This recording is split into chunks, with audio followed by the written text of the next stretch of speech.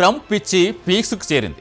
నిన్న యూరోపియన్ యూనియన్కి సలహా ఇచ్చారు. ఇప్పుడు G7 దేశాలను ఎగదోస్తున్నారు. ఓవరాల్గా రష్యా నుంచి చమురుకునే దేశాలను వదిలిపెట్టను అంటున్నారు.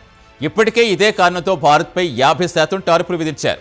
ట్రంప్ టారిఫ్లు ఆల్రెడీ భారంగా మారాయి అనుకుంటున్న సమయంలో ఇతర ప్రపంచ దేశాలను కూడా మనపై టారిఫ్లు వేయమని చచ్చు సలహాలు ఇస్తున్నారు.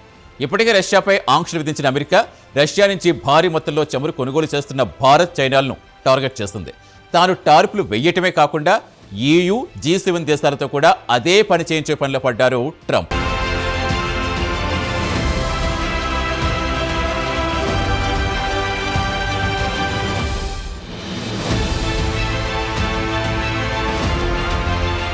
ట్రంప్ మాటలకు G7 దేశాలు పాజిటివ్గా స్పందించాయనే వార్త కూడా వస్తోంది.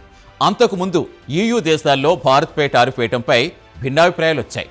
ఆ తర్వాత ఈ విషయంలో అమెరికాతో కలిసి రావాలని America treasury secretary Scott Besant G7 సభ్య దేశాల ఆర్థిక మంత్రులు కోరారు. ఉక్రెయిన్ యుద్ధం ముగించడానికి నిజంగా కట్టుబడి ఉంటే రష్యాపై ఒత్తిడి తెచ్చేందుకు భారత్, చైనాలు కంట్రోల్ చేయాల్సిందే అనేది ట్రంప్ వాదన. మరి ప్రెసిడెంట్ ట్రంప్ ఇప్పటికే భారత్ దిగుమతులపై టారిఫ్లు అదనంగా 25% మేర పెంచారు. మాస్కోతో న్యూఢిల్లీ చమురు వాణిజ్యాన్ని అణిచివేసే ప్రయత్నంలో భాగంగా టారిఫ్లు 50% తీసుకొచ్చారు.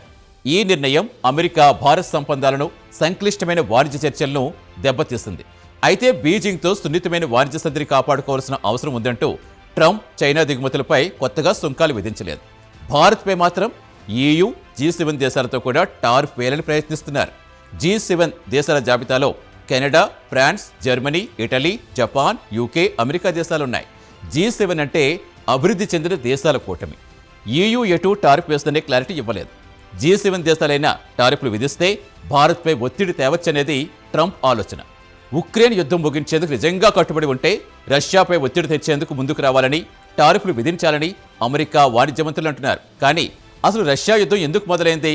నాటోలో ఉక్రెయిన్ చేరాలనే ప్రయత్నాలతో మొదలైన యుద్ధం గురించి మాట్లాడకుండా రష్యా నుంచి ఆయిల్ కొనటం వల్లే యుద్ధం జరుగుతోందనటం అమెరికా ద్వంద్వ వైఖరి చెబుతోంది.